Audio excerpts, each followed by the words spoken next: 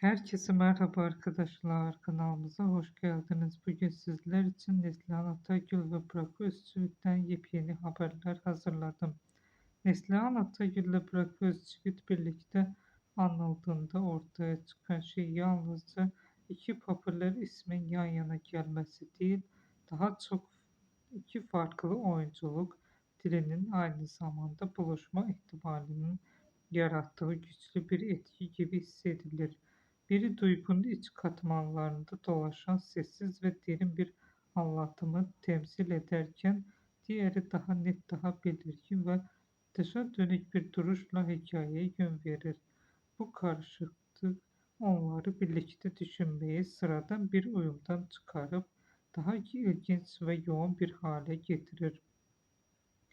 Neslihan Atagül'ün içsel ve akışkan oyunculuğu ile Burak Özçivit'in kontrollü ve güçlü ekran varlığı yan yana geldiğinde ortaya tek bir ton çıkmaz.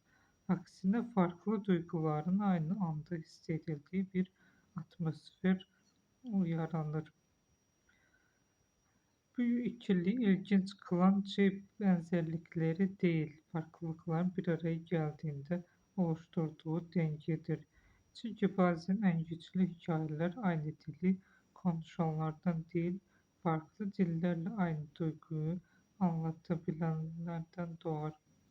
Neslihan Atagül ve Burak Özçivit birlikte düşünüldüğünde ortaya çıkan etki tam olarak bu sade ama yoğun, sessiz ama güçlü bir bütünlük hissi verir. Bu da onları klasik bir ekran çiftinde farklı bir noktaya taşır. Daha çok hissedilen ama tam olarak tanımlanmayan bir bağ gibi. Neslihan Atagül ve içsel akışkan oyunculuğu ile Burak Özçivit'in kontrollü ve güçlü ekran varlığı yan yana geldiğinde ortaya bir tek ton çıkmaz. Bugünlük benden bu kadar arkadaşlar. Yeniden görüşmek üzere. Hoşça kalın.